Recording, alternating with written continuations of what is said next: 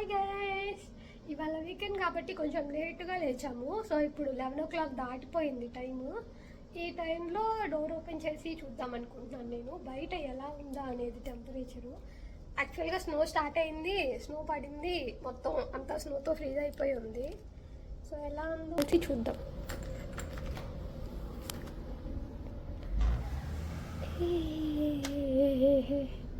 అమ్మో ఎంత చల్లగా ఉందో, ఇక్కడికి కూడా చల్లగా కొడుతుంది డోర్ ఓపెన్ చేస్తే.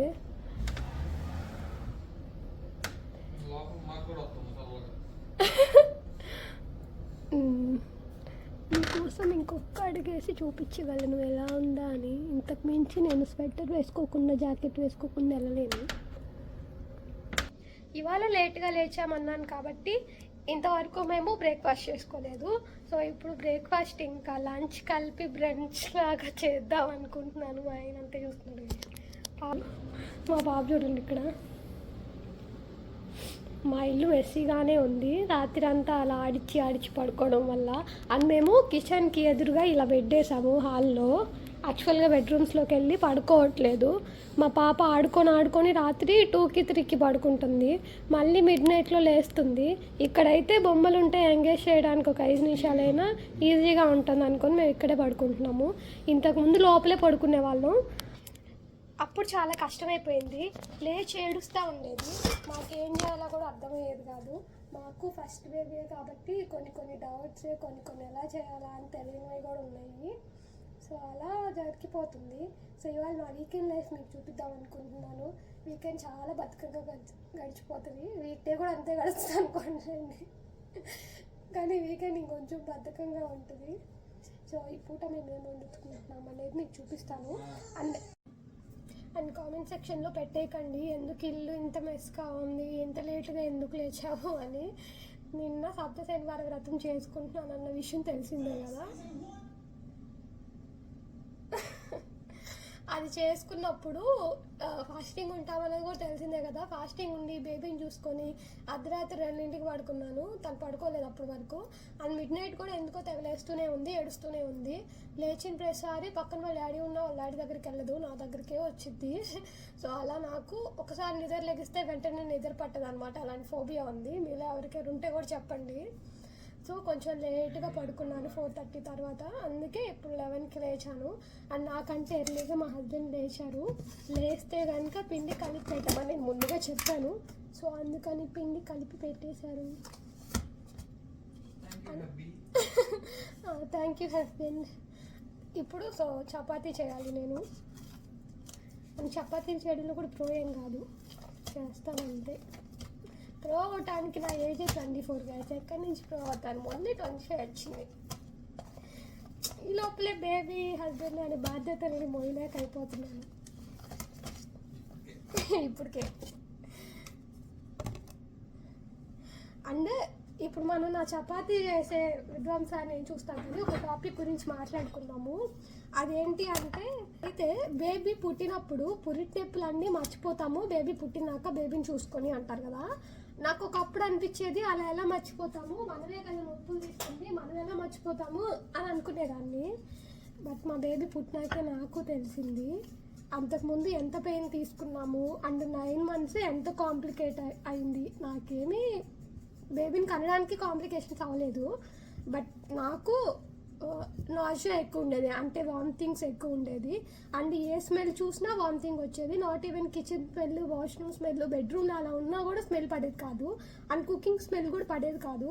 నేను first few days cooking try చేసేదాన్ని. తర్వాత ఇంకా అసలు వామిటింగ్స్ రోజు అవుతానే ఉన్నాయి తినక. అంత వెయిట్ లాస్ కూడా అయిపోయాను నేను. సో ఆ తర్వాత ఇంకా నేను కిచెన్లోకి అసలు వెళ్ళలేదు.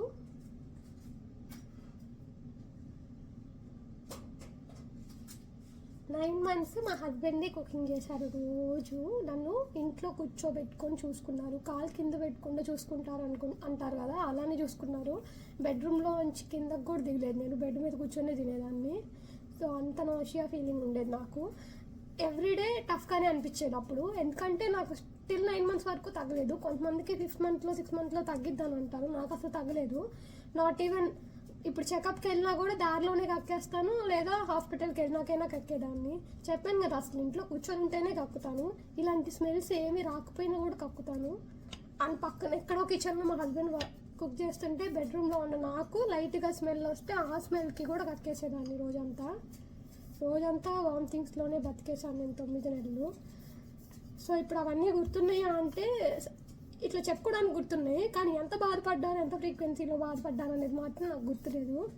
సో మీ అందరికీ కూడా బేబీస్ ఉంటారని అనుకుంటున్నాను. మీరు ఎలా మీ ప్రెగ్నెన్సీ అప్పుడు ఫేస్ చేశారు అని మీకు అప్పుడు గుర్తున్న మెమరీస్ ఏమైనా ఉంటే షేర్ చేసుకోండి నాకు కామెంట్స్ రూపంలో.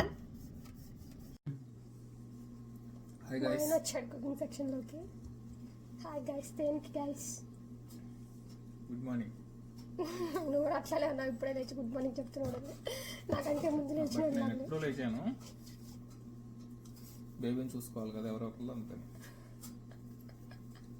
బాబోయ్, ఇప్పుడు కమెంట్ సెక్షన్ అందరు నువ్వు బేబీని చూసుకోవా అంటారు. నేనే చూసుకుంటాను, నా బేబీ నేనే చూసుకున్నది. బట్ స్టిల్ మనం అంటూ హస్బెండ్గా యాజ్ ఏ ఫాదర్గా మనం సపోర్ట్ చేయాలి.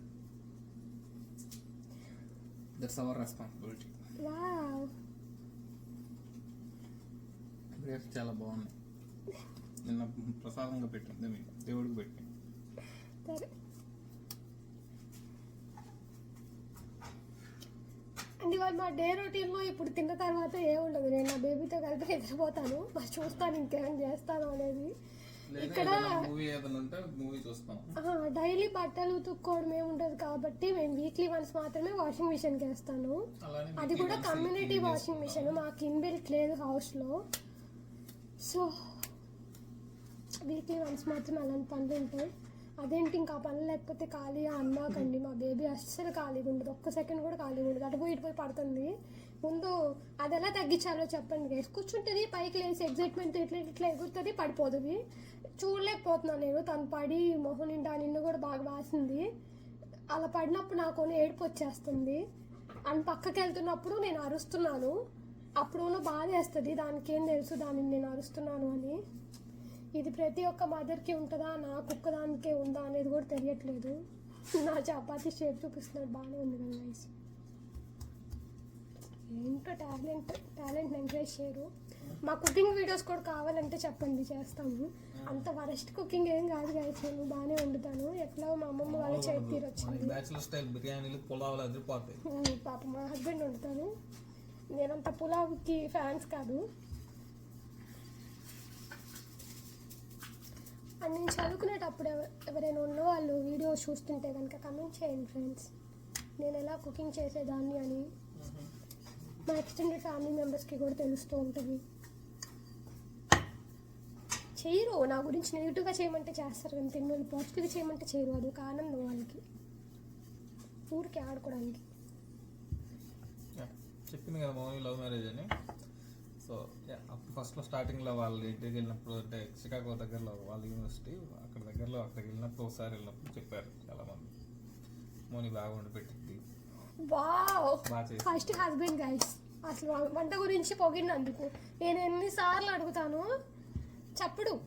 నా ముందు బాగుంది అసలు రెస్టారెంట్ స్టైల్లో వచ్చింది అంటాడు. మా అత్తయ్య ముందు చెప్పమంటే చెప్పడు గైస్. నేను చేస్తాను చెప్పకపోతే ఎట్లా తెలిసింది గైస్? ఇలా చెప్తాడు, పొగిడితే రిస్ట్ పెడతారు. ఎందుకు చెప్పండి, మరి ఎక్కువ పొగడేయకూడదు. బాగుంది.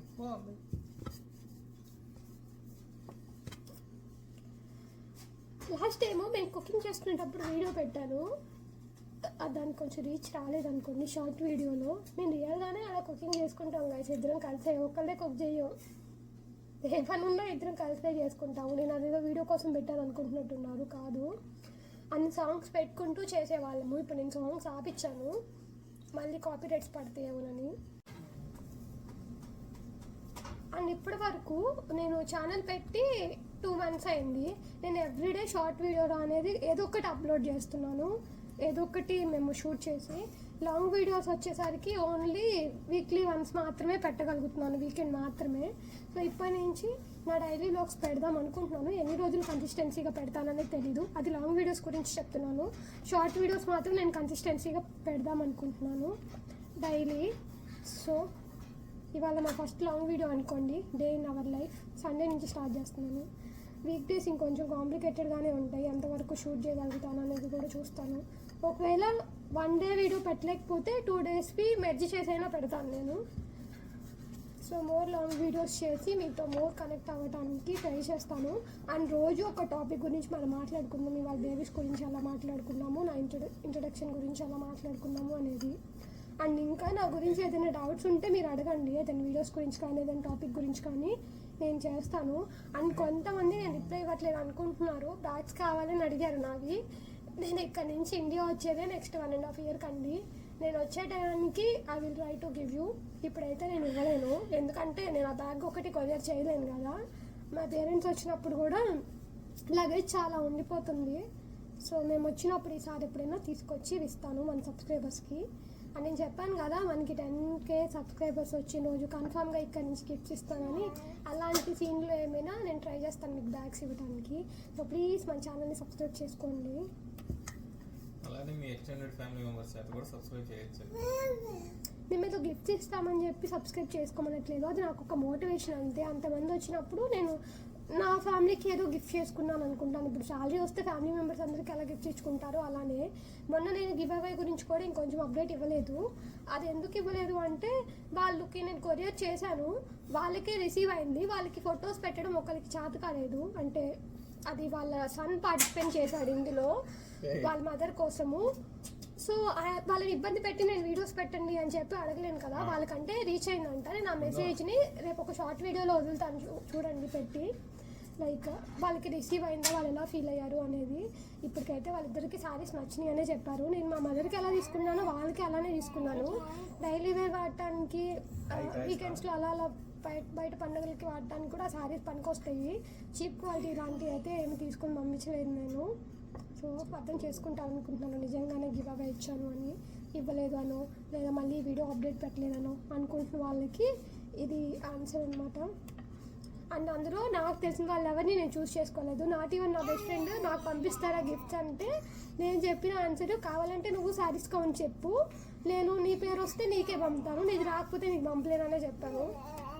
ఇన్ఫాక్ట్ మా ఫ్రెండ్స్ కానీ మాకు తెలిసిన వాళ్ళు ఎవరు పార్టిసిపేట్ చేయలేదు, అదేంటో మరి. మా మదర్ వాళ్ళు కూడా చేయలేదు, ఓపెన్ చేసేది ఇచ్చేదాన్ని కాదు అండి. ఎవరు లేరు ఆ లిస్ట్ లో. అరౌండ్ 60+ మెంబర్స్ 70 మెంబర్స్ పార్టిసిపేట్ చేస్తున్నారు. కానీ అందరికీ తెలిసిన విషయం అనుకోండి, మా పాపకి కెమెరా ఆన్ చేసిన వెంటనే హాయ్ గాయ్స్ అంటూ ఇష్టం. హాయ్ గాయ్స్ చెప్పు.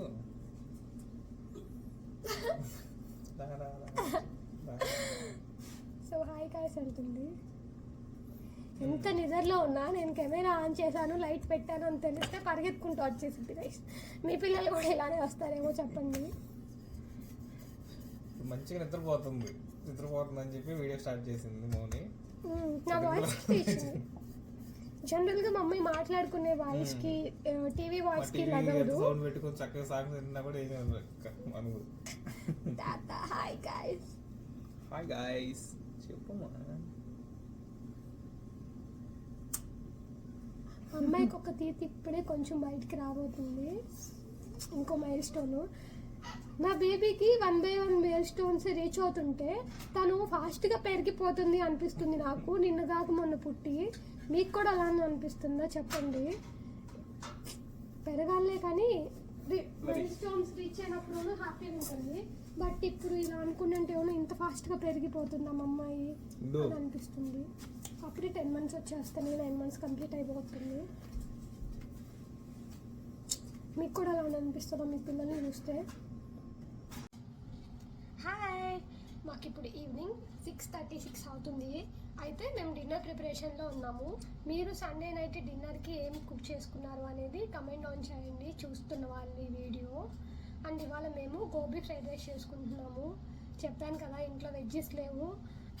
ఇంకా ఇలాంటి కాలీఫ్లవర్ తినాలంటే నాకు ఇలాంటి ఫ్రైడ్ రైస్లోనే తినగలను. కర్రీ అయితే నాకు అంత నచ్చదు. ఫ్రై బాగా చేస్తే తింటాను, నాకైతే చేయడం రాదంత బాగా.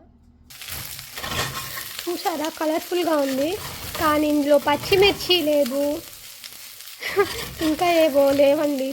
కొత్తిమీర కూడా చాలా కొంచెం ఉంటే వేసాము. ఇంట్లో ఉన్న వాటితోనే చేసేసుకుంటున్నాము. My taste is good. ఎలా వచ్చింది? బాగుంది, చాలా బాగుంది.